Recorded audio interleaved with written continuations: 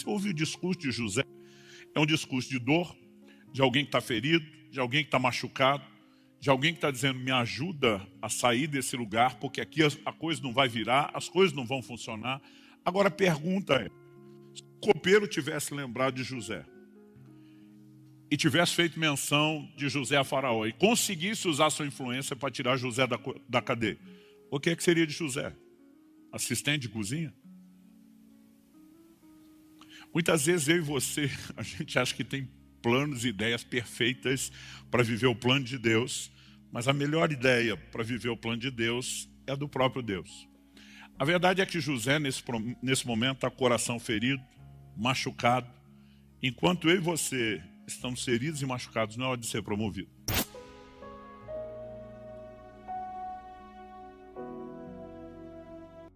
Vocês estão felizes com Jesus? E Ele com vocês? Ótimo. Eu quero compartilhar algo com vocês nessa noite. E eu quero que você abra, por gentileza, a sua Bíblia, no Salmo 40 e no verso 1. Esse vai ser o nosso ponto de partida e o nosso trilho.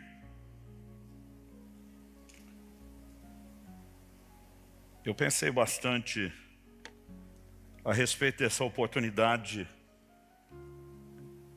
de falar com gente mais nova e qual que seria um bom assunto para conversar com vocês.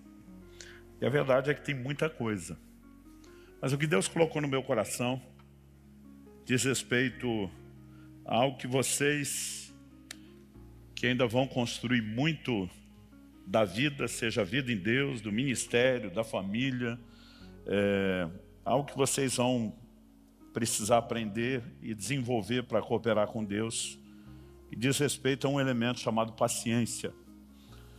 E o Salmo 40, verso 1 diz assim: esperei com paciência pelo Senhor, Ele se inclinou para mim e me ouviu quando clamei por socorro. Você pode repetir isso comigo? Diga: esperei com paciência pelo Senhor, Ele se inclinou para mim e me ouviu quando clamei por socorro. Bom, essa primeira frase, esperei com paciência pelo Senhor, fala de duas coisas. A primeira delas, obviamente, é a espera. A segunda, a atitude da espera. Quando ele diz esperei com paciência no Senhor, na verdade há um jogo de palavras no original hebraico em que foi escrito. E essa frase seria quase que, se fosse traduzida literalmente, quase como que esperei esperando pelo Senhor. Na verdade, a mesma palavra traduzida como esperar, muitas vezes é traduzida como paciência. Então, alguns entendem que em vez de simplesmente ele repetir esperei esperando, a ideia, esperei com paciência, cabe um pouco mais. E o tema da minha mensagem hoje é esperando no Senhor. E eu gostaria de começar pelo conceito da espera.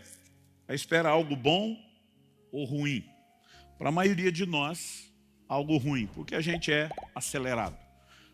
Eu, particularmente, às vezes prefiro comer num restaurante que a comida não é tão boa, mas me atenda logo, do que naquele que a comida é muito boa, mas tem fila.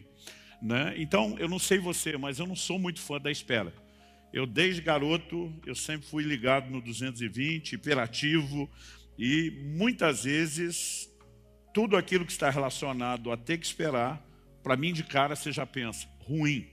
Mas a pergunta é, se o salmista está dizendo que precisou esperar pelo Senhor, significa que Deus nem sempre fará tudo depressa, significa que eu e você também teremos que, em relação ao agir de Deus, às vezes aguardarmos.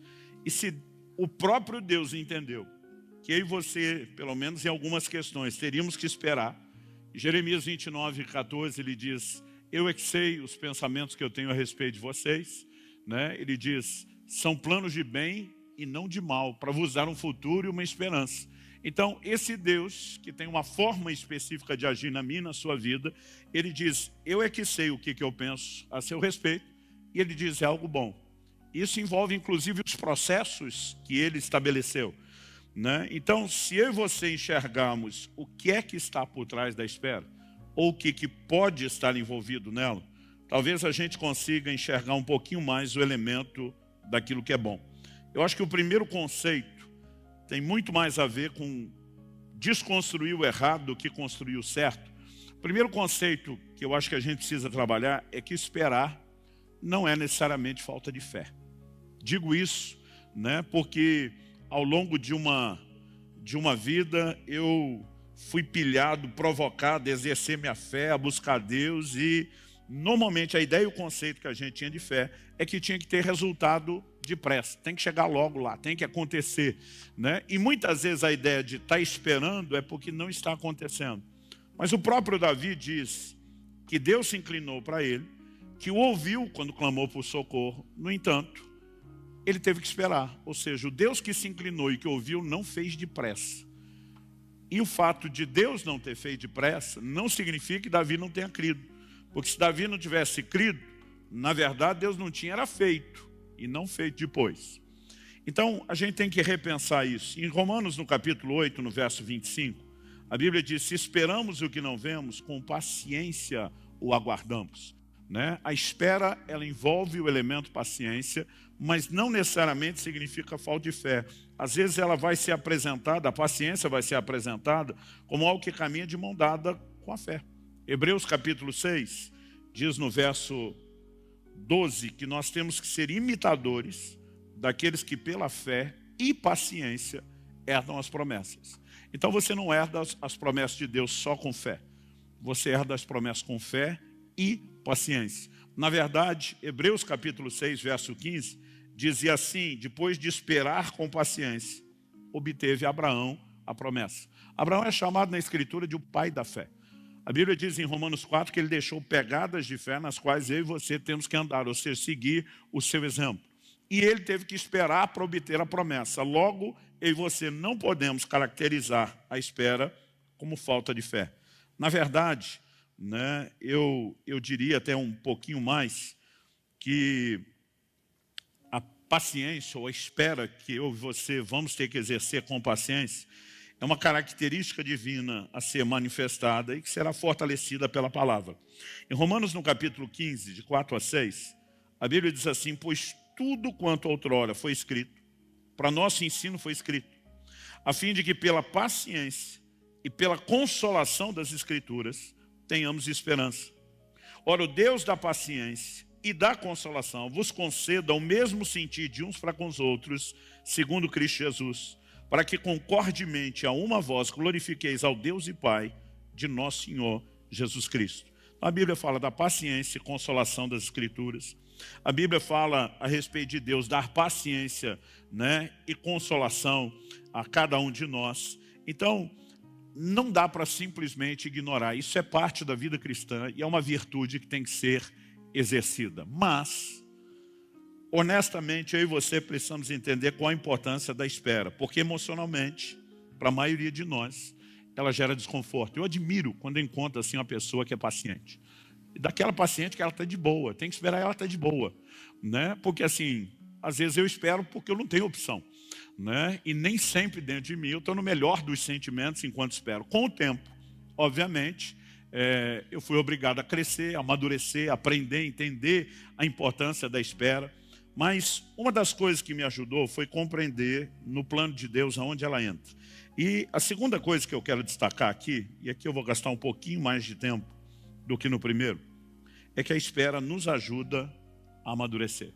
Você pode repetir isso comigo? Diga: a espera nos ajuda a amadurecer.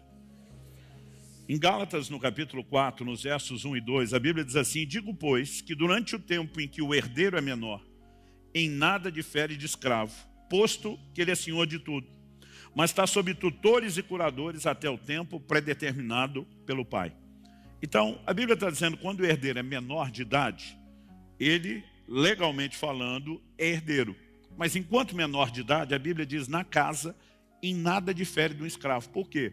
Porque ele ainda não pode ter acesso à herança. E o texto simplesmente nos diz que, apesar de ser senhor de tudo, ele vai ficar sob tutores e curadores até o tempo predeterminado pelo pai. Porque o pai normalmente não permitia que o filho acessasse a herança enquanto criança, enquanto menor de idade, porque ele não tinha poder de gestão. Se você olhar Lucas 15, de 11 a 32, na parábola do filho pródigo, a gente descobre que quem acessa a herança antes de ter amadurecido, ele normalmente vai desperdiçar aquilo a que teve acesso. Eu lembro de um dia que uma pessoa falou assim para mim: pastor, eu estava lendo um artigo, e esse artigo dizia que mesmo em países de primeiro mundo, não era só nos de terceiro não, mais de 90% dos ganhadores de grandes prêmios em loteria, ele falou, não estamos nem falando de prêmio pequeno, dos grandes prêmios de loteria, eles conseguem simplesmente dissipar tudo que ganharam em menos de um ano. Um pequeno percentual vai dissipar em até 2 anos. E normalmente quem não dissipou no primeiro, no segundo, que é muito pequenininho o que sobra, esse sim vai conservar o dinheiro ou vai fazê-lo trabalhar. Aí ele olhou para mim e falou, isso me remete a uma conclusão. Eu falei, qual? Ele falou, esse dinheiro é amaldiçoado. Eu falei, é mais fácil jogar a culpa na maldição do que na falta de um poder de gestão. Olhei para ele e falei, você sabia que normalmente as empresas que viraram impérios bilionários, elas dificilmente vão durar muitas gerações? Que normalmente a próxima geração que assume o comando da empresa vai quebrar essas empresas que cresceram? Ele falou, não. Eu falei, a estatística é bem parecida. E o que a gente tem de similar, e não estou aqui advogando e nem dizendo para você ficar jogando na loteria, mas é que em vez de espiritualizar que o dinheiro se perde porque é amaldiçoado, a maioria das pessoas que acessa algo para o qual não está pronto e não tem condições de gerir aquilo, ela normalmente tende a meter o pé pelas mãos e perder isso tudo. Quando você pensa nessa perspectiva, isso deveria levar eu e você a entender que em relação ao chamado de Deus, ao plano e ao propósito de Deus para as nossas vidas, as coisas que Deus quer fazer não apenas em nós, mas através de nós, existe uma similaridade, um entendimento, né, a respeito de preparação. Então, por exemplo, a Bíblia fala a respeito do obreiro aprovado, e essa aprovação não é meramente da parte de Deus. A Bíblia diz, procura apresentar-te a Deus como obreiro aprovado que não tem de que se envergonhar. Então, para que eu seja aprovado por Ele, existe um posicionamento da minha parte, onde eu preencha determinados requisitos e Ele possa então fazer aquilo que Ele tinha em mente. E eu estou dizendo isso porque muitas vezes nas Escrituras, você vai perceber Deus trabalhando com as pessoas em prazos que são longos. É o tipo de coisa que eu não enxergava quando era garoto, que para mim tudo era para ontem, né? E demorou para eu perceber, até lendo a Bíblia. Deus faz uma promessa a Abraão, vou te dar um filho. 25 anos. E tinha hora que eu ficava pensando, por que que quando o Senhor promete uma coisa, o Senhor fala tanto tempo antes? Né? Deus diz para Davi, eu vou te dar o reino. No mínimo 15 anos esperando. Aí você vê que o Abraão, que esperou 25 anos para ter um filho, quando o filho finalmente cresce e se casa, a Bíblia diz que Isaac se casou aos 40 anos. Eu fico pensando, eu no lugar de Abraão já esperei 25 anos para ver o filho nascer. Agora esperar mais 40 para o filho casar, para depois imaginar quando é que essa posteridade vem. Eu no lugar de Abraão não tinha esperado mais do que os 18. Aliás, eu nem sou Abraão, meu filho casou aos 18. Né? Então, eu fico pensando comigo mesmo, da onde esse camarada conseguiu esperar? Agora, o curioso é que o Isaac casa. E a semelhança da mãe, ele se casa com uma mulher que também não podia ter filhos. O homem que herdou a promessa do pai, eu vou te dar uma descendência numerosa, também está diante do mesmo problema, não pode ter filhos. A Bíblia diz assim, que Isaac orou insistentemente ao Senhor. E Deus ouviu a sua voz. Ele deu os filhos, nasceu logo gêmeos. Aí eu li esse texto, a sensação que eu tinha era assim, que ele orou tanto que Deus disse, tá bom, toma, e que nem 9 meses precisou, né, de gestação para as crianças nascer. Quando você vai ler lá o texto bíblico, de Gênesis 25, a Bíblia diz, era Isaac da idade de 60 anos, quando lhe nasceram os gêmeos. Casou aos 40, orou com insistência, aos 60 os filhos chegaram, mais 20 anos. E a gente pode dar exemplo após exemplo nas Escrituras. Eu não sei que idade José tinha quando teve os sonhos de Deus sobre ele estar numa posição de governo, mesmo diante da sua família. Mas a Bíblia diz que aos 17 anos de idade ele foi vendido pelos seus irmãos para o Egito. A Bíblia diz que aos 30 ele sai da cadeia para começar a viver o cumprimento. Então, só a primeira etapa levou pelo menos 13 anos. Até que os seus irmãos chegassem, porque aparece no segundo ano da fome, você pode jogar mais 9. Então ele estava com quase 40 anos de idade. Então, ao longo das Escrituras, quando a gente olha, as coisas não são tão rápidas, automáticas ou instantâneas como eu e você gostaríamos que fosse.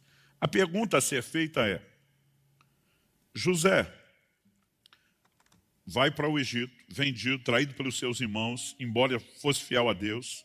Lá na casa de Potifar ele começa a prosperar, as coisas estão dando certo. Mas para ser fiel a Deus, e porque recusa a proposta da mulher de Potifar, ele é injustamente preso. Agora, na prisão, a Bíblia fala de uma ocasião que ele vê uma oportunidade. Qual oportunidade? 2 dos oficiais principais de Faraó, Gênesis 40 diz isso, vão parar na cadeia. Para os dois terem ido para a cadeia, provavelmente levantou-se a ideia de uma conspiração contra o rei, mas isso ainda não tinha sido investigado, porque senão os dois estariam mortos. Quando aqueles dois estão lá na prisão, cada um tem um sonho. José interpreta o sonho de um, o sonho do outro. Para o primeiro ele diz: deu bom. Em 3 dias você sai da prisão, vai ser restaurado ao seu carro, sua vida volta ao normal. Para o segundo, que era o copeiro, ele diz: deu ruim, perdeu. Ele diz: em 3 dias tu está morto, né? A coisa vai complicar para o seu lado. Mas a hora que ele dá a palavra para o copeiro, não para o padeiro que vai morrer, mas para o copeiro que vai ser promovido, José termina e diz assim: e quando você for restituído ao seu cargo diante de Faraó, lembra do teu servo aqui, que te ofereceu consolo na hora difícil, que te trouxe uma palavra de alento. E a Bíblia diz que quando tudo aquilo aconteceu, a Bíblia diz que o copeiro não se lembrou de José. Eu fico pensando, essa história é para você passar o resto da vida contando para os filhos, para os netos, né? Olha, eu estava preso, morrendo de medo, não sabia o que ia acontecer, tive um sonho. O cara interpretou o sonho, me deu uma palavra de Deus, aconteceu tudo exatamente do jeito que ele falou. Quem é que esquece uma coisa dessa? Mas a Bíblia diz que o copeiro se esqueceu de José. Curioso é que 2 anos depois ele vai lembrar. Então você não pode dizer que o problema é de memória, né? Porque a probabilidade de lembrar era mais cedo e não 2 anos depois do ocorrido. Mas muitas vezes o que eu e você não paramos para pensar é que Deus sabe lidar e gerenciar as circunstâncias de uma forma que eu e você não temos a menor noção. Quando José conversa com o copeiro, Gênesis 40, 14 e 15 diz que ele fala assim: porém lembra-te de mim quando tudo te correr bem, e rogo-te que sejas bondoso para comigo, e faças menção de mim a Faraó, e me faça sair dessa casa, porque de fato fui roubado da terra dos hebreus, aqui nada fiz para que me pusesse nessa masmorra. Quando você ouve o discurso de José, é um discurso de dor, de alguém que está ferido, de alguém que está machucado, de alguém que está dizendo: me ajuda a sair desse lugar, porque aqui a coisa não vai virar, as coisas não vão funcionar. Agora a pergunta é: se o copeiro tivesse lembrado de José, e tivesse feito menção de José a Faraó, e conseguisse usar sua influência para tirar José da cadeia, o que é que seria de José? Assistente de cozinha? Muitas vezes eu e você, a gente acha que tem planos e ideias perfeitas para viver o plano de Deus, mas a melhor ideia para viver o plano de Deus é a do próprio Deus. A verdade é que José, nesse momento, está com o coração ferido, machucado. Enquanto eu e você estamos feridos e machucados, não é hora de ser promovido. Quem é promovido com o coração ferido, na hora que tiver a oportunidade, vai pisar em quem o machucou, em vez de servir as pessoas que o machucaram, que o feriram. O que é que Deus queria de José? Que ele fosse um instrumento da parte de Deus para sustentar os irmãos que o injustiçaram. Mesmo com tudo aquilo que fizeram, Deus diz: eu quero que você pague o mal com o bem, eu quero que você externe o meu coração. E eu acredito que você dá conta disso. Naquele momento inicial, José não estava pronto. E muitas vezes Deus não pode deixar que as coisas aconteçam depressa na minha e na sua vida, porque sem a espera, eu e você não vamos passar pelos processos de amadurecimento, de correção, de ajuste que eu e você precisamos passar. E quando eu olho para as Escrituras, eu não consigo, é lógico que hoje é muito mais fácil falar disso, né? Eu não consigo simplesmente ignorar a importância de processos e que os processos têm que ser respeitados. Em Marcos, no capítulo 4, de 26 a 29, Jesus disse ainda: o reino de Deus é assim como se um homem lançasse a semente à terra. Depois dormisse e levantasse de noite e de dia, e a semente germinasse e crescesse, não sabendo ele como. A terra por si mesmo frutifica. Primeiro a erva, depois a espiga, por fim o grão cheio na espiga. E quando o fruto já está maduro, logo se lhe mete a foice, porque é chegada a ceifa. Então qual é o mecanismo? Primeiro você planta. A semente foi plantada, vai germinar. Quando germinar e romper terra afora, né, o que é que vai aparecer? Primeiro o espiga. Depois vai encher de grãos na espiga, mas não adianta colher enquanto não estiver maduro. Processos. Esses processos têm etapas, essas etapas requerem tempo e não adianta antecipar absolutamente nada disso. Eu li uma história muito tempo atrás de um camarada que viu uma lagarta, né, no quintal da casa dele, numa das plantas, e ele queria acompanhar o processo, viu ela fazendo casulo, e ele estava ansioso para ver a bichinha transformar em borboleta. Mas ele relatava que aquilo demorou e demorou muito. Demorou para fazer o casulo nunca abria, ele todo dia ia checar, né? Quando finalmente começou a dar sinais de abertura, e ele estava naquela torcida, vai, aquilo também não andava depressa. Todo dia abria só um pouquinho mais, e teve um dia que ele, aborrecido, cansado de esperar, resolveu ajudar aquela lagarta. Ele pegou uma tesourinha dessas pequenininhas de costura e deu uns piques ali no casulo para ajudá-la, porque todo dia ele via que a lagarta fazia um esforço enorme para sair e não conseguia se libertar. Ele disse, vou ajudá-la a fazer mais rápido, né? Quando finalmente ela saiu do casulo, para ele foi uma frustração, porque não era mais a lagarta que entrou, mas também não era a borboleta que ele esperava. A verdade é que o processo de transformação, a chamada metamorfose, não tinha terminado. Ela tinha asas, não desenvolveram, mas aquele corpo que precisa ficar menorzinho para conseguir voar, né, não era tão grande quanto antes o da lagarta, mas também não tinha terminado o que deveria, e ele ficou muito bravo, né, pensando, eu perdi todo o meu tempo esperando um negócio que não funcionou. O que demorou para ele descobrir é que o culpado foi ele. Porque é justamente o esforço que a lagarta faz para se libertar do casulo que ativa todas aquelas enzimas e o processo de transformação.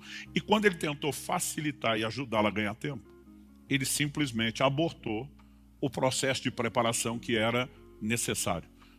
Eu fico imaginando que às vezes eu e você temos o mesmo desespero, ou do lado de dentro do casulo, ou do lado de fora assistindo outros, desesperado para dar uma mãozinha, né, e dizer, vamos agilizar, vamos fazer andar, vamos fazer acontecer, mas a verdade é que sem o tempo, processos podem ser interrompidos. Então, eu tive uma lição muito cedo, logo no início do meu ministério, e normalmente eu falo mais disso para pastores e líderes do que só para a igreja, mas em agosto de 1993, eu tive um acidente de carro, quando eu estava assim no terceiro ano de um ministério itinerante. O ministério estava bombando, considerando a nossa realidade da época, não existia internet, né? As pessoas só tinham acesso a dois tipos de mídia, rádio e televisão. O rádio era caro, a televisão nem se fala. A televisão brasileira é a televisão mais cara do mundo, é o mercado mais inflacionado do mundo. Então, normalmente, sem estar na mídia, nenhum ministério avançava tão depressa. Eu sei que vocês não conseguem imaginar o que é um mundo sem internet. Aliás, vocês não conseguem imaginar o que era um mundo sem telefone celular, né? E a gente, naquela época, já fazia uma média de 2, 3 cidades por semana, né? Porque a propaganda, o boca a boca na época, por causa daquilo que Deus estava fazendo, era algo muito intenso, as portas foram se abrindo. Eu lembro quando começou o ano de 93, a gente tinha, digo a gente falando por toda a equipe, a agenda do ano todo de 93, a hora que o ano abriu já estava assim, completamente cheia, fechada, 2 cidades por semana durante todo aquele ano. 94, a gente protegeu a agenda para não abrir nada antes, só para os convites internacionais, ou seja, para as perspectivas da época, o negócio estava bombando, estava indo com tudo. Mas em agosto de 93, eu tive esse acidente de carro e estou vivo só por um milagre. Os irmãos que iam me visitar no hospital diziam, olha, eu vi o estado do carro, eu vi o lugar onde a ribanceira onde vocês caíram, né? Deus realmente guardou você. Tudo que eu pensava é, já que Deus ia guardar, ele não podia ter arrumado o carro lá na estrada, em vez de esperar eu me arrebentar todo lá embaixo, para depois dizer, eu te guardei lá embaixo. Eu pensava, por que ele não me guardou lá em cima? Pensava, não falava, mas pensava. Aí eu lembro dos médicos, dos enfermeiros, dizendo, cara, teu santo é forte, alguém lá em cima vela por você. Não era para você ter escapado dessa, não. O dia que um neurologista me explicou o que tinha acontecido, falou, isso aqui é a sua tomografia. né? Eu lembro de resultados que ainda vi, dificuldade para distinguir entre massa branca e cinzenta no cérebro, lesão nas partes moles. Ele falou, esse traumatismo craniano que você teve aqui foi algo sério, delicado. Ele falou, sua cabeça, você bateu tanto. Ele brincou assim, imagina que ela virou quase um liquidificador. Né? E ele começou a descrever, ele falou, olha, o ponto principal onde nós tivemos que remendar a sua cara foi a região da fonte. Né? Ele falou assim, e a pancada nesse tipo de lugar costuma ser fatal. Era para você ter ido. E eu lembro desse cara dizendo, teu santo é forte, alguém ali em cima está cuidando de você. Os enfermeiros que me socorreram disseram, olha, nós reconstituímos sua pálpebra esquerda, ela rasgou mais da metade. E não existe ângulo, né, onde qualquer coisa possa rasgar tanto a pálpebra que não toque no globo ocular. Então, se não fosse morrer, no mínimo você ter perdido a vista, né, a visão do olho esquerdo. Alguém cuida de você, mas com todo mundo falando de tudo que Deus fez, eu ficava só pensando, já que o Senhor ia fazer um milagre, não podia ter feito ele inteiro, não podia ter me guardado de tudo isso. E o problema não era só isso, era todo o questionamento que ficava dentro de mim. Né? Eu tinha acabado de trocar de carro, e tinha essa viagem de mudança para Curitiba. Eu pensei, quando chegar em Curitiba, faço seguro. Até hoje não fiz, e o carro deu perda total.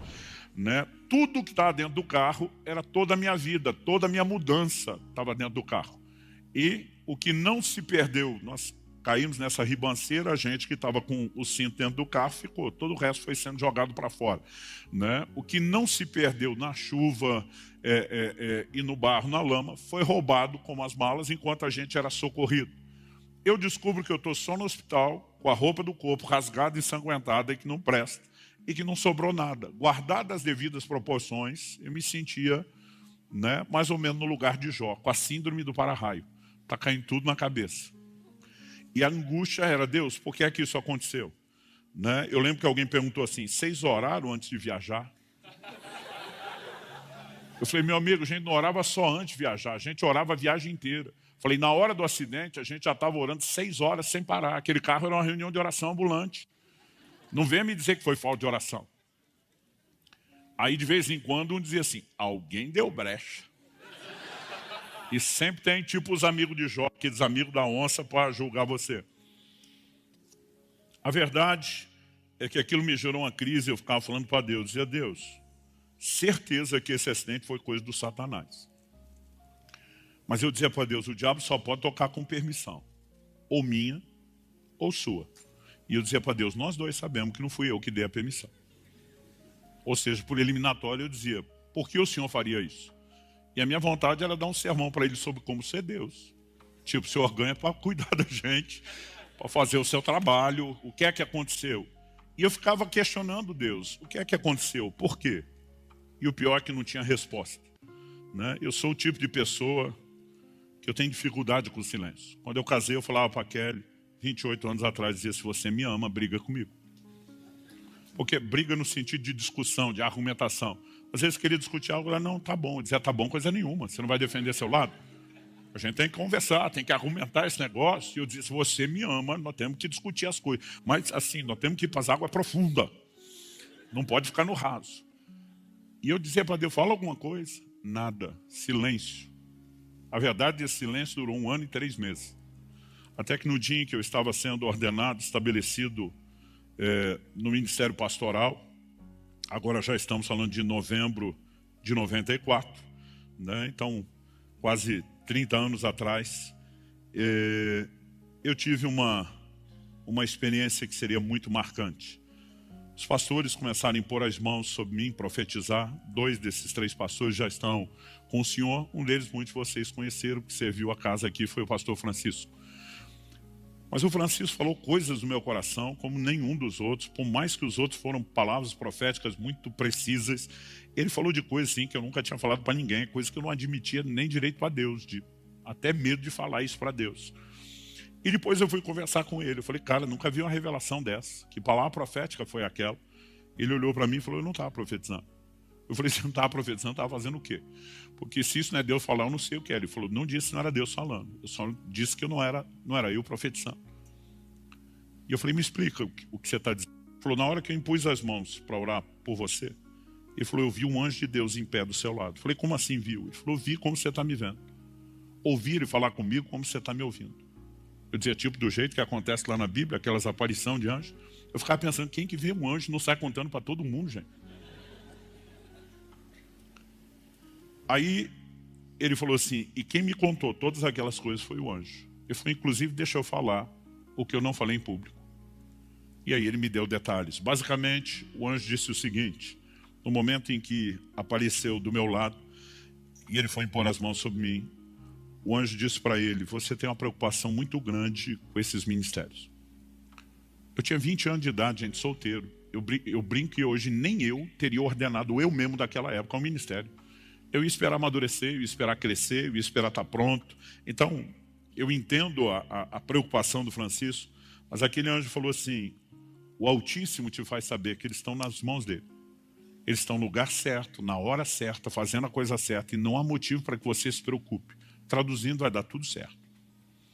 E disse que aquilo tranquilizou o coração dele. Mas o anjo apontou para mim e disse, quanto porém a este? E aí o caldo entornou para o meu lado. O anjo disse assim, ele é rebelde. E ele não aceita o tratamento de Deus na vida dele. E doeu ouvir isso. Porque o anjo aparece para Daniel, chama de homem muito amado. Aparece para Gideão, chama de homem valente. Falei, pô, velho, não rolou nenhum adjetivozinho bom, nenhum elogio para mim. Eu me rebelei para provar que não era rebelde, mas não adiantou, só provou o ponto. E ele disse assim, ele não aceita o tratamento de Deus na vida dele. Então ele emendou e falou, apontando para mim, e disse, diga para ele que o acidente de carro que ele teve no ano passado foi, como ele diz nas orações dele, foi de fato uma tentativa de Satanás de destruí-lo. Ele está certo quando diz isso. Mas diga para ele, por que Deus o permitiu?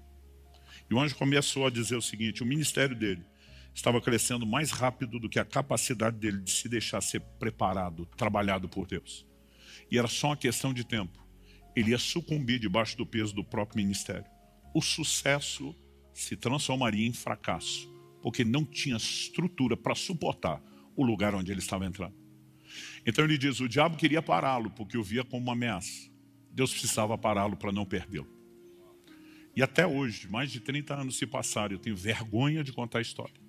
Porque eu passei 1 ano e 3 meses julgando Deus, questionando Deus, né, tentando ensinar ele a ser Deus, e na verdade ele estava me guardando, estava me protegendo. O que eu comecei a descobrir é que muitas vezes, porque nós abortamos alguns processos, porque não queremos esperar, a roda tem que girar, tem que fazer acontecer, a gente deixa de viver processos necessários de amadurecimento. Então o anjo apontou para mim e disse, nos próximos anos, Deus vai tratar profundamente com ele nessa cidade.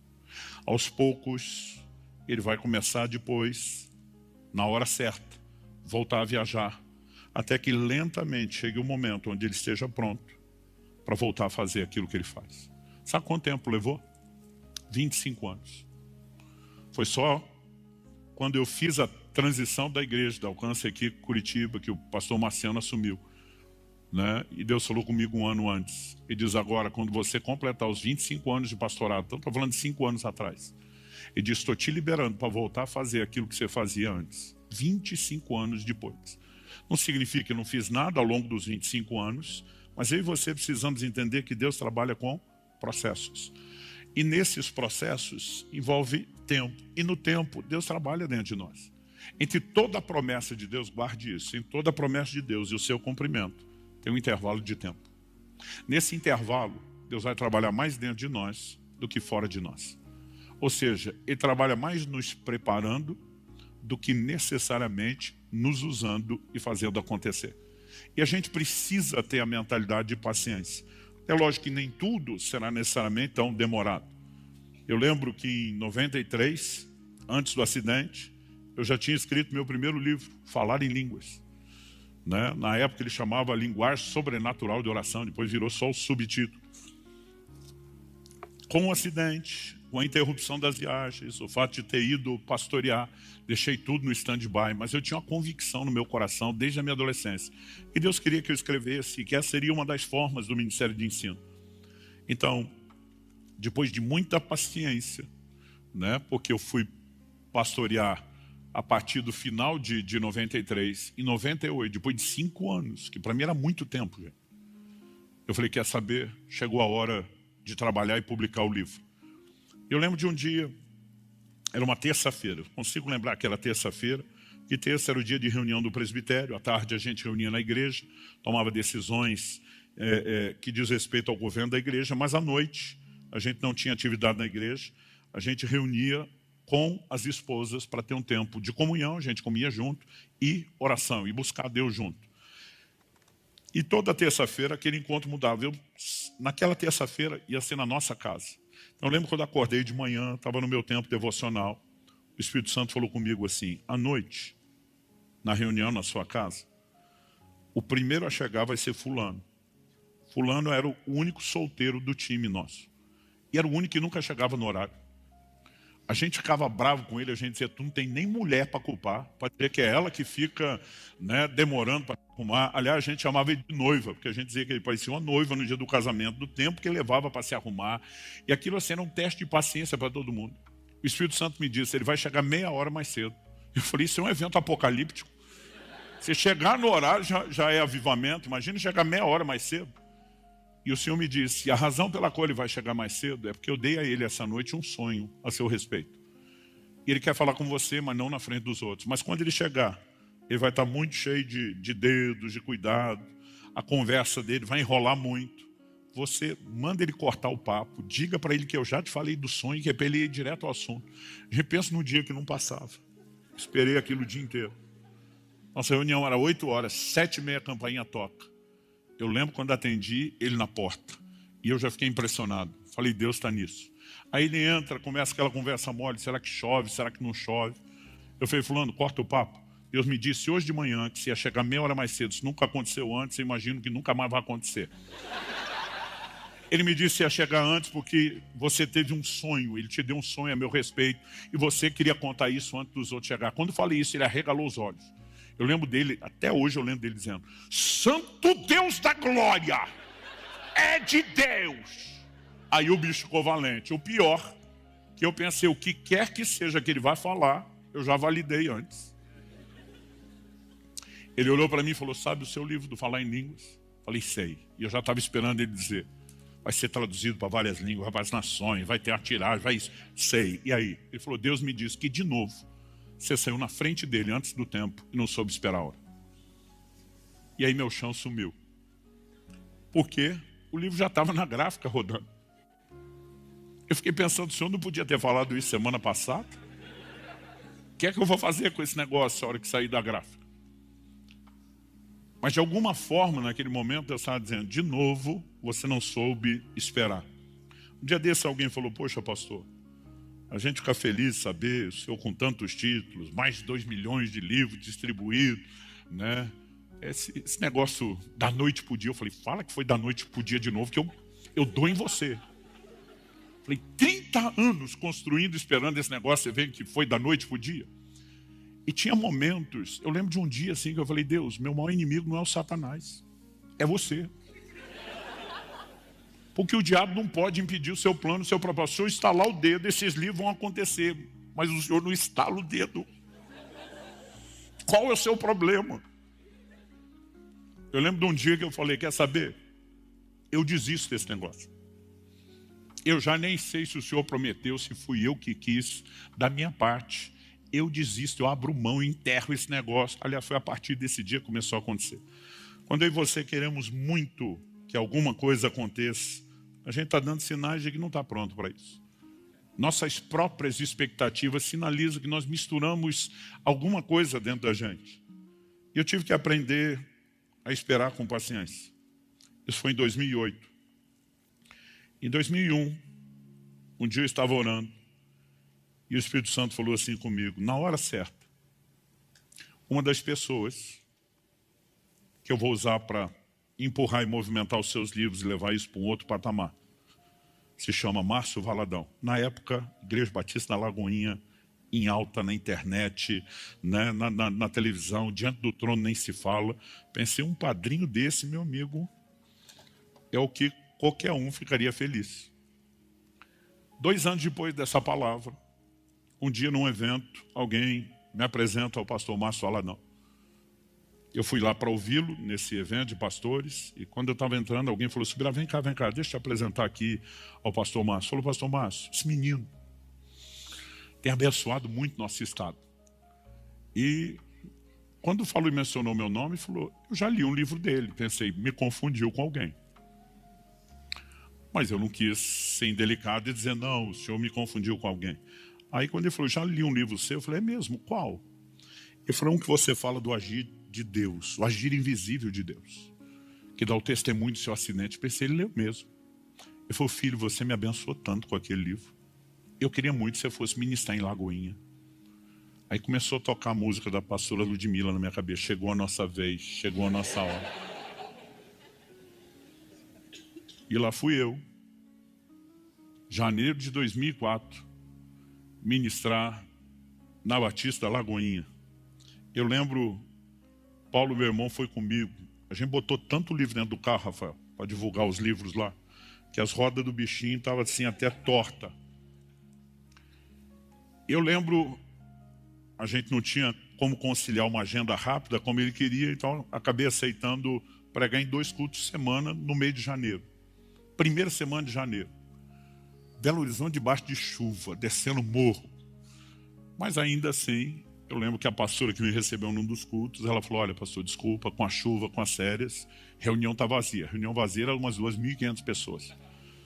Eu pensando, para quem acabou de começar outra igreja, que era a primeira das Alcances de Irati, que estava com as 150, né? Eu pensei assim, acho que nós já temos um bom movimento. Mas eu lembro que na hora de ir embora, depois dos 2 cultos, das 2 reuniões, eu perguntei para o meu irmão, falei, e aí? Como é que foi? Ele falou, como é que foi o quê? Eu falei, os livros. Gente, eu botei livro, na época, a R$5, parcelando em 5 de 1. Tinha livro que me custava mais do que isso. Mas eu estava quase naquela filosofia do traficante, a primeira vai meio de graça e depois a gente tenta, né? Mas eu lembro que eu perguntei para o Paulo, falei, e aí, quanto vendeu? Ele falou, 150. Falei, 150 livros? Ele falou, não, R$150. Vendeu 30 livros. Aí eu falei, não, estou falando sério. Ele falou, eu também. Eu falei, nos 2 cultos, nas 2 reuniões, ele falou, é. Ele disse, vem cá. Aí ele abriu o porta-mala do carro e mostrou, estava tudo igual o jeito que veio. Eu falei, não foi dessa vez. Mas também o pastor Márcio não estava aqui para fazer a propaganda. Alguma coisa vai acontecer. E não aconteceu nada, ninguém nunca mais me chamou. Ninguém tocou no assunto, ninguém falou de livro. E eu lembro que simplesmente na minha cabeça eu cheguei a uma conclusão. Eu falei, Deus não falou nada, eu acho que eu inventei o que eu queria ouvir e vamos botar esse negócio de lado. 2013, acho que foi finalzinho de 2012, o Lou Engle veio dos Estados Unidos para fazer um decol em Belo Horizonte, nos pediram ajuda, a gente traduziu e publicou o livro dele, o DNA do Nazireu, e a gente fez a movimentação para estar lá. Mas eu lembro que a turma disse, você consegue estar com a gente no decol? Eu falei, olha, estou no meio do evento, não consigo não. Mas eu lembro que um dia a Nívia falou comigo, com a Kelly, falou, olha, tem um momento que os adolescentes vão estar orando, mesmo que vocês não possam ir, manda Israel para lá. A gente precisa de uns adolescentes crentes, sérios, comprometidos com Deus para esse momento de oração. Eu falei, não, ele dá, tem condições. Né? Conversei com ele, falei, filho, você vai. Falei, olha, você vai ficar na casa de amigos, organizei as coisas. Mas eu lembro quando eu estava num evento em São Paulo ministrando, que eu comentei, falei, olha, meu filho vai ter um momento de oração lá no Descentes. Cara, e por que você não está lá? Eu não estou lá por causa de vocês, dessa agenda que eu estou aqui. Os caras, pelo amor de Deus, vamos mexer nessa agenda. Quando que ele ora lá? Eu falei, na sexta-feira. Você prega na quinta, encerra no sábado, compra uma passagem de última hora, vai lá, tá com seu filho, o menino está começando, você tem que estar junto. E lá fui eu, só para dar uma de pai coruja, só para vê-lo orar 5 minutos. Orar, não era nem pregar. E por que fui? Um dos organizadores me viu no evento e falou, você apareceu. Eu falei, só vi um pouco, já estou indo embora. Vou daqui para o aeroporto. Ele falou, cara, deixa eu te apresentar o Lu, que quer te agradecer o negócio do livro. Eu falei, claro. Ele falou, na verdade a turma já foi para o restaurante, você pode comer com a gente? Posso. Aí me levaram. Quando cheguei lá, entre outras pessoas estavam na sala, pastor Márcio, todo mundo. Mas quando eu entrei e sentei, todo mundo já estava comendo, conversando, eu cheguei quieto, entrei quieto, fiquei. Eu tenho a mania de ficar me esticando na cadeira. E dos momentos que eu fiz isso, torci o pescoço para um lado, torci para o outro. Quando eu viro, Pastor Márcio, que estava 2 cadeiras depois de mim, está fazendo a mesma coisa. E a gente se olhou. Ele falou, Subirá, é você? Eu falei, sou eu. Ele falou, filho, os seus livros me abençoam tanto. Eu pensei, não começa.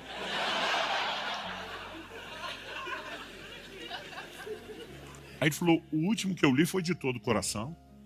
Ele dizia os nomes. Ele falou, filho, como você me abençoou? Tem algum livro novo saindo? Eu falei, estou escrevendo um que é o propósito da família. Ele falou, sai quando? Eu falei, não sei, eu estou submetendo ele a vários líderes primeiro. Você não me daria a honra de que são desses que posso dar uma olhada? Eu pensando, não cria expectativa, o senhor já me frustrou antes. Ele disse, filho, anota meu e-mail. Ele falou, vou te dar meu e-mail pessoal, manda para mim. Anotei e mandei. Nunca disse se recebeu, nunca falou se leu. Eu falava, Deus, eu estava quieto. O senhor nem precisava ter falado nada disso comigo. Mas aí no início de 2013, alguém entrou em contato comigo um dia e falou, olha, pastor Márcio quer que o senhor venha pregar num evento, na Conferência Espírito Santo e fique para os cultos de domingo. Eu olhei a agenda, já tinha um compromisso, falei, não posso. A pessoa falou, ninguém fala não, pastor Márcio. Falei, eu vou falar, eu já tenho um compromisso. E eu lembro que o pessoal começou a insistir, eu lembro que a secretária da igreja dizia, o senhor vai falar não, pastor Márcio. Falei, eu tenho um compromisso, eu não vou derrubar alguém por causa deles. Não dá. Pergunta se dá para mudar. Não dá, pastor, o evento é no feriado, não tem. Eu falei, paciência. E aí eu falei, e manda um e-mail na minha frente que eu quero ver você falar ou não. Eu lembro que ela estava com o coração pesado, mandou um e-mail, falei, certeza? Deixa eu ver se está na pasta enviado. Saí. Quando saí, entrei numa reunião. Quando entrei na reunião, o pessoal que marcou a reunião para desmarcar o evento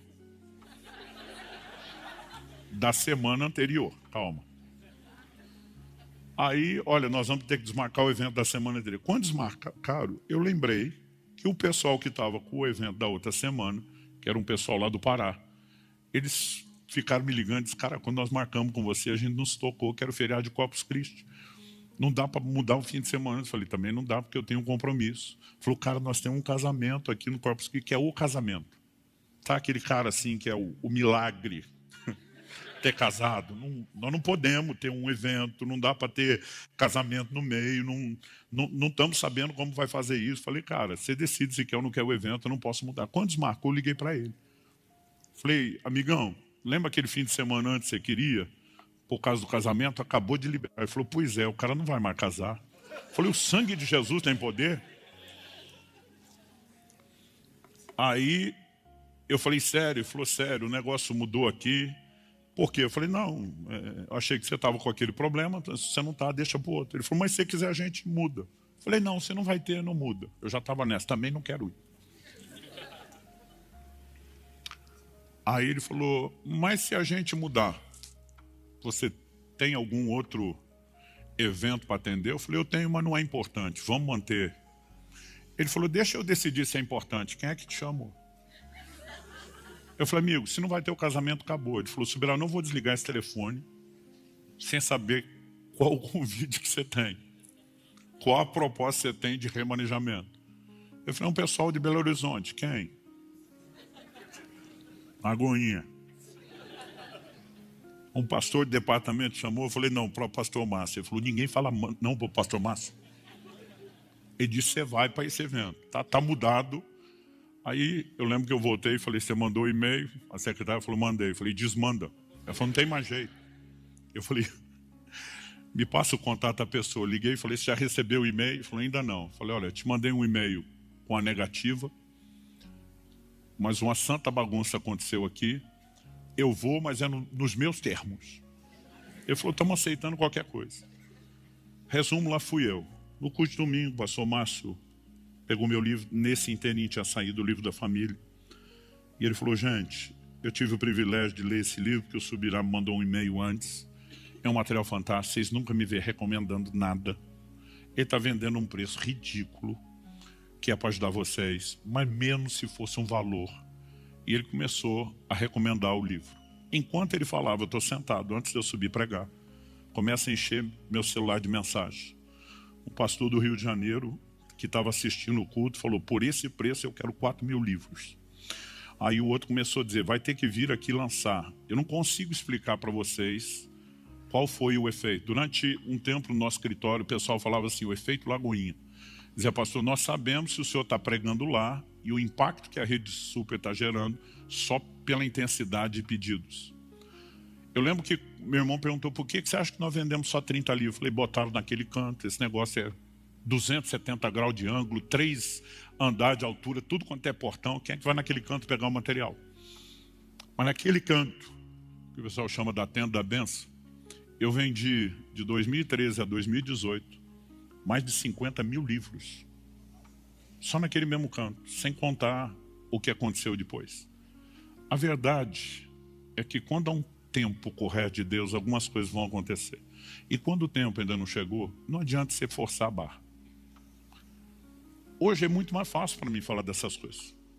Porque eu estou no tempo onde quase tudo que foi prometido está acontecendo. Mas até chegar lá foi um parto. E eu gosto de dizer às pessoas algo, que é o seguinte, terceiro e último tópico. Acelerar pode retardar. Mais do que a nossa maturidade pessoal, que vai sendo trabalhada durante a espera, eu e você precisamos entender que é o propósito de Deus como um todo. E quando falamos do propósito de Deus como um todo, tem questões que não diz respeito somente a gente. O que teria acontecido com José se ele tivesse sido lembrado pelo copeiro, como nós falamos antes? Algo muito interessante a respeito de Moisés. A Bíblia diz em Atos, no capítulo 7 e no verso 17, como, porém, se aproximasse o tempo da promessa que Deus jurou a Abraão, a palavra traduzida tempo aqui no grego é cronos. Cronos é o tempo cronológico, aquele que a gente mede no relógio, no calendário. E eu já vou falar de que tempo é esse. Quando chega o verso 20 de Atos 17, na pregação de Estevão, a Bíblia diz assim, por esse tempo nasceu Moisés, que era formoso aos olhos de Deus. A expressão do 17 é quando se aproximasse o tempo, cronos. Por esse tempo nasceu Moisés, kairos. Kairos, diferente do cronos, ele fala de uma estação profética. Nem sempre exatamente aquela data e aquele tempo da folhinha do jeito que nós medimos, mas ele fala de uma estação profética. Qual era o tempo da promessa de Deus a Abraão? Gênesis 15, de 12 a 14, diz assim, ao pôr do sol caiu profundo sono sobre Abraão, e grande pavor e cerradas trevas o acometeram. Então lhe foi dito, sabe com certeza que a tua posteridade será peregrina em terra alheia, será reduzida à escravidão e será afligida por 400 anos. Mas também eu julgarei a gente a que eles têm de sujeitar-se, e depois sairão com grandes riquezas. Então estamos falando lá do primeiro patriarca, Abraão. Deus diz, deixa eu te dar a letra, o que é que vai acontecer lá na frente. Sua descendência vai ser peregrina. Eles vão sair daqui, eles vão para uma terra onde serão sujeitos à escravidão. Deus diz, vai durar 400 anos. Deus diz, depois eu vou julgar aqueles que os sujeitaram. Eles vão sair de lá com grandes riquezas. Eles vão voltar para Canaã. Então Deus falou. O texto diz, quando se aproximava o tempo que Deus falou a Abraão, qual era o tempo? 400 anos. A Bíblia diz, por esse tempo e nessa estação profética, nasceu Moisés. Quando você lê o livro de Êxodo, aliás, isso é repetido não só em Êxodo, mesmo no livro de Hebreus, o tempo todo a Bíblia diz, nasceu Moisés, que era formoso. A Bíblia só diz isso. Eu lembro que eu ficava olhando para esse texto e dizendo, e quem é a mãe? Não vou dizer o pai, porque os pais a gente tem que observar que às vezes eles têm uma dificuldade de ver beleza em criança. Mas quem é a mãe que vai olhar para o filho que nasce e não acha bonito? Nós, os pais, a gente acha que nasce com um cara de joelho amassado. O meu, quando eu vi todo coberto de placenta, de sangue, a primeira coisa que eu pensei não foi que coisa mais linda. Foi assim, eu amei essa coisinha feia. Só que é só Estevão que vai dar esse detalhe que ninguém deu, que diz que ele era formoso aos olhos de Deus. O que a Bíblia está dizendo é que eles viram uma beleza diferente. Eles viram que o menino era atraente, mas era uma percepção. Ele vai servir a um plano divino. Ele tem um papel e uma missão diferenciada.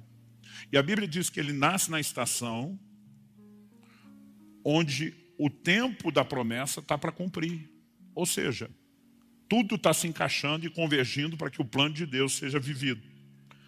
Mas quanto tempo Deus falou a Abraão? 400 anos. Agora olha Êxodo 12, 40 e 41. Ora, o tempo que os filhos de Israel habitaram no Egito foi de 430 anos. Aconteceu que ao cabo dos 430 anos, nesse mesmo dia, todas as hostes do Senhor saíram da terra do Egito. Mas Deus não diz para Abraão 430 anos. Deus diz para Abraão, o tempo que eu determinei são 400 anos. Daí eles voltam. Só que eles saíram 30 anos atrasados. A pergunta é por quê? Quando eles saíram com 430 anos, liderados por Moisés, a Bíblia diz que Moisés tinha 80 anos. Agora, quando Moisés tinha 40 anos de idade, então 40 anos antes ele saiu logo no ano 390 da escravidão, o que é que aconteceu? A Bíblia diz que o Moisés sai da corte de Faraó para visitar os seus irmãos e vê um egípcio oprimindo um do seu povo. Ele toma as dores e mata o egípcio. Quando você lê a pregação de Estevão, você vai ler exatamente assim, Moisés cuidava que os seus irmãos haveriam de entender que por meio dele, Deus daria livramento a Israel. Mas eles não entenderam. Ele tinha certeza, esse cara começou a olhar e dizer, meu nascimento, o tempo onde acontece, a forma como tudo aconteceu, quando os pais tinham que rejeitar os filhos, quando os filhos homens deveriam morrer, a maneira como eu fui acolhido, treinado na casa de Faraó, com todo o treinamento para ser um líder. Deus vai usar isso tudo, ele tem um plano e um propósito. A ficha do cara caiu, ele entendeu. Mas ele ainda não estava no tempo certo. E o texto diz, ele cuidava que seus irmãos entenderiam, mas eles não entenderam. Um dia desse alguém me perguntou, falou, pastor, por que o senhor acha que tem tanta gente rachando, dividindo igreja por aí? O senhor acha que essas pessoas não são chamadas para o ministério? Eu falei, normalmente são. O problema não é falta de chamado. O problema é não esperar a hora do reconhecimento. É tentar fazer acontecer. O cara tem tanta convicção do chamado que ele não entende que o reconhecimento é um conjunto de fatores que ele flui dentro do tempo de Deus.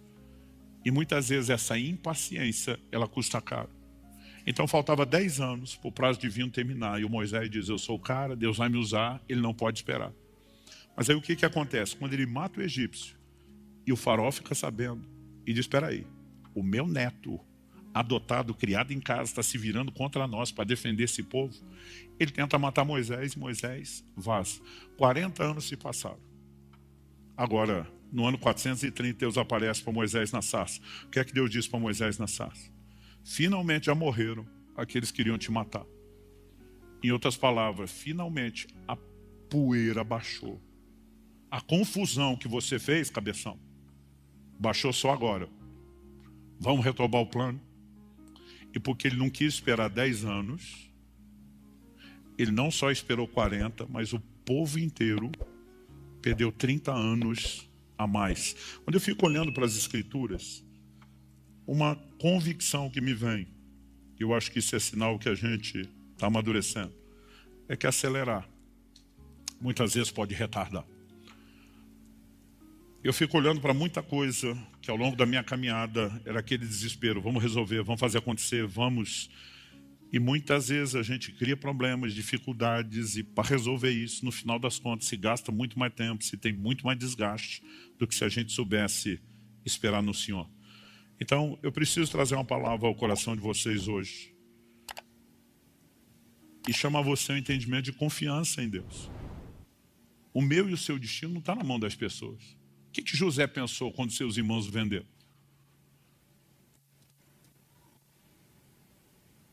Muita coisa pode ter passado na cabeça daquela criatura, mas tipo assim, eles decidem minha vida. Daqui a pouco ele está lá como escravo na casa de Potifar, e porque uma mulher inventa uma mentira, ele está na cadeia. Daqui a pouco, né, na cadeia, ele vai descobrir que Deus usou toda a série desses eventos para deixá-lo na cara do gol.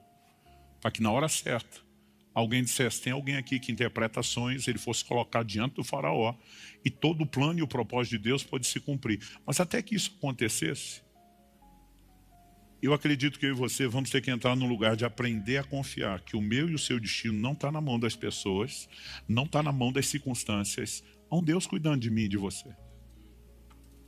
Eu não sei te dizer quanto desgaste eu tive com muita coisa. Eu lembro que um dia eu falei para Deus, por que o Senhor fala tanto tempo antes de acontecer? Não dá para prometer mais perto? Um dia desse a gente estava numa ordenação, camarada recebendo palavra profética, eu vou te usar e glória a Deus, aleluia, cutucando os outros. Falei, pobrezinho. Alguém vai falar para ele que não vai acontecer nada depressa? Os outros dizendo, não, nós sofremos, deixa ele sofrer. A gente ficava fazendo chacota até do negócio. Aí um dia eu falei para Deus, por que é que o Senhor fala tanto tempo antes? Não dá para falar mais perto? Em vez de quase matar nós de ansiedade. Mas quando Deus faz promessa, gente, Ele não está só anunciando o que Ele vai fazer. Ele está nos dando a oportunidade de nos prepararmos, de cooperarmos com Ele. E muitas vezes a ansiedade, Ele falou, Ele faz tudo sozinho. Paulo disse para Timóteo, de acordo com as profecias foram ditas a teu respeito, combate firmado nelas, o bom combate. E acho que uma coisa boa de quando você já tem um certo tempo de caminhada com Deus, é que você começa a entender não só que há processos, que eles requerem tempo, mas a importância do tempo para que eu e você possamos amadurecer. Algo que eu ficava me perguntando para Deus, por que é que o Senhor me chamou para pastorear uma igreja local? O seu chamado inicial era para servir o corpo de Cristo. A sensação que eu tinha era dizer, o Senhor me fez sentir o gosto, me cortou o barato de tudo isso, me confinou dentro de uma estrutura que não me permite viver o chamado. Hoje você sabe o que eu mais ouço dos pastores? Andando pelo Brasil mesmo fora. A turma diz, Subirá, se você não tivesse sido um pastor local, você não seria tão útil para a igreja hoje. Você não teria noção do que é a realidade da igreja hoje. Ao mesmo tempo, a gente começa a entender depois várias coisas que você diz, não é que Deus estava certo? Como sempre está. Então, assim, eu queria provocar uma resposta de fé no seu coração, de que há um Deus cuidando de mim e de você. E que a gente pode se abandonar aos cuidados dele sem restrição de confiança. Dizendo, ele vai fazer a seu tempo, a sua forma, a sua maneira, o que tiver ao meu alcance eu faço, no sentido de me preparar, de orar, de estar disposto, de viver, né, cada etapa servindo a Deus da melhor maneira possível. Então, você olha para o José, ele está como escravo na casa de Potifar. A Bíblia diz que ele virou chefe dos escravos. Qual era o chamado dele? Governo, liderança. Aí o cara diz, estou aqui como escravo, vamos começar treinando aqui. Vou ser chefe de escravo. Quando ele vai para a prisão, a Bíblia diz que ele virou chefe dos presos. O cara está treinando em todos os níveis para viver aquilo que Deus tem. O que eu e você não podemos é esperar sentado, fazendo nada. Mas assim, sem acelerar, sem concorrer com Deus, mas cooperando com Ele, se permitindo ser trabalhado, isso vai fazer toda a diferença. Hoje, quando eu vejo algumas coisas acontecendo, eu falo, Senhor, Hebreus 6,10 diz que Deus não é injusto para se esquecer do trabalho, né, que nós fizemos, do amor que demonstramos para com os santos. Essa argumentação de que Ele não é injusto precisa estar no meu e no seu coração. Tem coisas que eu e você fazemos que a gente fica perguntando, ninguém viu, ninguém percebeu, vai ficar por isso mesmo. Mais do que o tio de Esther livrou a cara do rei, ficou sabendo de uma conspiração contra o imperador que dominava o mundo dos seus dias, e ninguém fez nada para agradecer. Só que um dia o imperador perde o sono. Não tinha internet, não tinha televisão. Aí o cara decide ler as crônicas do reino e pede para alguém trazer. O cara abre lá justamente o episódio que fala do Mardoqueu desbaratando a conspiração. O rei pergunta, o que é que foi feito para agradecer esse homem? O cara diz, não foi feito nada. Como nada? Não pode ficar sem gratidão. Pois é, mas se tivesse alguma recompensa, estava escrito. Aí o rei diz, nós temos que corrigir o erro. E ele acorda decidido a arrumar coisa. Aí chega Amã, o maior inimigo de Mardoqueu, que já fez tudo, né, para simplesmente tirar o Mardoqueu do cenário, para matá-lo. E o rei pergunta para Amã, o que a gente deve fazer, o homem de quem o rei se agrada? O besta achando que era com ele. Falou, pegue seus principais oficiais, bote ele no seu cavalo, com o seu manto, com a sua coroa, e o principal dos seus oficiais fique proclamando a grandeza dele. O rei olhou para Amã e falou: o principal dos oficiais é tu. Mas o cara que eu quero honrar é mais do que eu. E aí, de repente, você olha tudo aquilo que parecia esquecido, na verdade estava guardado, armazenado, para que na hora certa o crédito pudesse ser colhido. Há um Deus cuidando de mim e de você. E a gente não precisa ficar ansioso com absolutamente nada. Você recebe essa palavra? Vamos ficar em pé para parecer que está acabando.